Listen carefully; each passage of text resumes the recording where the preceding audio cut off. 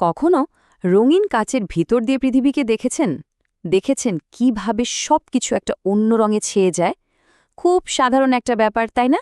কিন্তু এই সাধারণ দেখতে ঘটনার পেছনে কিন্তু লুকিয়ে আছে পদার্থবিজ্ঞানের দারুণ এক নীতি।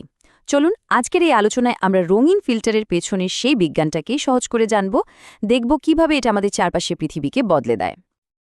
আচ্ছা, তাহলে চলুন শুরু করা যাক। সবার আগে একটা খুব সাধারণ কিন্তু খুব জরুরি প্রশ্ন দিয়ে শুরু করি। আমরা যখন কোনো রঙিন জিনিস দেখি, সেটাকে রঙিন দেখি কেন? এই প্রশ্নের উত্তরটা পেলেই কিন্তু রঙিন ফিল্টারের রহস্যটা পরিষ্কার হয়ে যাবে। ধরুন একটা লাল ফিল্টার, ওটার ভেতর দিয়ে তাকালে সব কিছু লাল হয়ে যায়। কিন্তু কেন হয় এমন? দেখতে সহজ মনে হলেও এর উত্তরটা কিন্তু লুকিয়ে আছে আলো আর রঙের এক মজার খেলায়।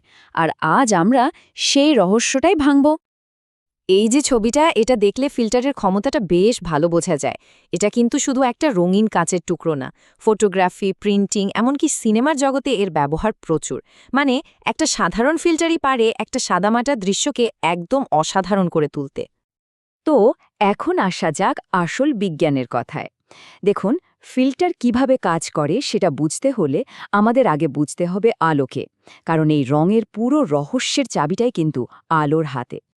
আর এই রহস্য সমাধানের প্রথম সূত্রটাই বেশ চমকে দেওয়ার মতো। আমরা যে দিনের আলোকে সাদা আলো বলি, সেটা আসলে সাদাই না। হ্যাঁ, ঠিকই শুনছেন, এটা আসলে অনেকগুলো রঙের একটা মিশ্রণ। আসলে আমরা যেটাকে সাদা আলো বলি, সেটা মূলত তিনটা মূল রঙের মিশ্রণ: লাল, সবুজ আর নীল। সংক্ষেপে আমরা বলি RGB। এই তিনটা রং যখন ঠিকঠাক অনুপাতে মেশে, তখনই আমাদের চোখ সেটাকে সাদা হিসেবে দেখে। ব্যাপারটা অনেকটা এরকম, যেন তিনটা আলাদা রঙের সুতো একসাথে বুনে একটা সাদা কাপড় তৈরি করা হয়েছে। এইবার আমরা চলে এসেছি আলোচনার একেবারে কেন্দ্রে।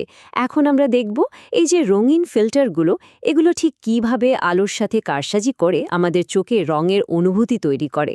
আর ফিল্টারের কাজ করার এই পদ্ধতিটা কিন্তু বেশ মজার। বিজ্ঞানের ভাষায় একে বলে সাবট্রাকটিভ কালার বা বিয়োগমূলক রং। নামটা একটু খটমটে লাগতে পারে, কিন্তু এর পেছনের আইডিয়াটা একদম সোজা। এর মানে হলো ফিল্টার আলো থেকে কিছু রঙকে শুষে নেয়, মানে বিয়োগ করে দেয়, আর বাকি রঙগুলোকে আমাদের চোখে আসতে দেয়। আচ্ছা, এই স্লাইডটা দেখুন, ব্যাপারটা আরও পরিষ্কার হবে। একটা ফিল্টারকে অনেকটা একজন দারোয়ানের মতো ভাবতে পারেন। এই দারোয়ানটা খুব খুঁতখুঁতে। সে শুধু নিজের চেনা জানা, মানে নিজের রঙের আলোকেই ভেতরে ঢুকতে দেয়। বাকি সব রঙকে দরজাতে আটকে দেয়। যেমন ধরুন একটা লাল ফিল্টার, সে শুধু লাল আলোকেই বলবে, হ্যাঁ আপনি আসুন। তাহলে পুরো প্রক্রিয়াটা কি দাঁড়ালো? এক, সাদা আলো মানে লাল, সবুজ, নীলের মিশ্রণ এসে ফিল্টারের ওপর পড়ল। দুই, ফিল্টারটা নিজের রং বাদে বাকি রঙগুলোকে শুষে নিল, আটকে দিল। আর তিন, শুধু ফিল্টারের নিজের রংটাই পার হয়ে আমাদের চোখে এসে পৌঁছালো, আর আমরাও ঠিক সেই রংটাই দেখলাম। সিম্পল। চলুন, থিওরি তো অনেক হলো, এবার বাস্তবে ব্যাপারটা কেমন হয় সেটা দেখি। আমরা এখন দেখব কিভাবে এক একটা রঙের ফিল্টার এই RGB আলোর সাথে খেলা করে। এই উদাহরণগুলো দেখলেই পুরো বিষয়টা পানির মতো পরিষ্কার হয়ে যাবে।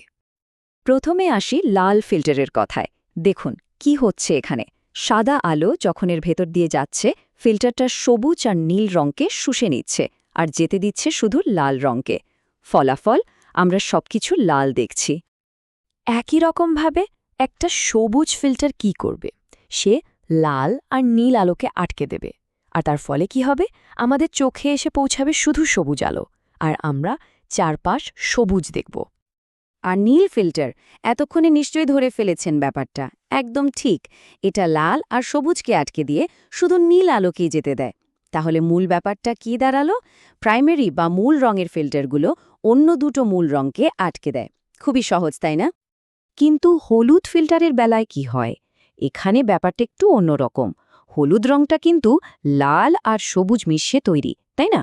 তাই হলুদ ফিল্টার শুধু তার বিপরীত রং, মানে নীল রংকে আটকে দেয়, আর লাল ও সবুজ দুটোকেই যেতে দেয়।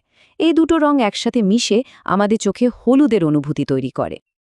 একই নিয়মে ম্যাজেন্টা ফিল্টার, যা লাল আর নীল মিশিয়ে তৈরি, সে তার বিপরীত রং, মানে সবুজকে আটকে দেয়, আর তার ফলেই আমরা ম্যাজেন্টা রং দেখি। আর সবশেষে সায়ান ফিল্টার। এটা সবুজ আর নীলের মিশ্রণ, তাই এটা শুধু লাল রঙকে শুষে নেয়। এই উদাহরণগুলো থেকে কিন্তু পরিষ্কার বোঝা যাচ্ছে কিভাবে এক একটা ফিল্টার আলো থেকে নির্দিষ্ট রঙকে বিয়োগ করে দিয়ে কাজ করে। এই টেবিলে তাকালে পুরো ব্যাপারটা এক নজরে পরিষ্কার হয়ে যাবে।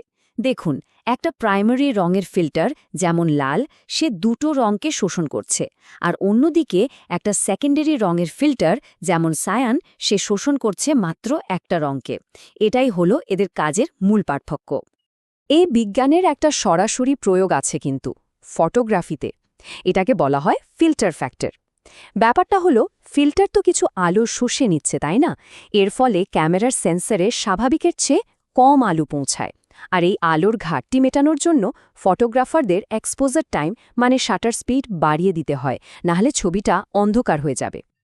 তো ফিল্টারের রহস্য তো জানা হলো, কিন্তু একটা প্রশ্ন থেকে যায়, এই যে আলো থেকে রং বিয়োগ করার ব্যাপারটা, এটা আর কোথায় কোথায় আমাদের চারপাশে কাজ করছে বলে মনে হয়?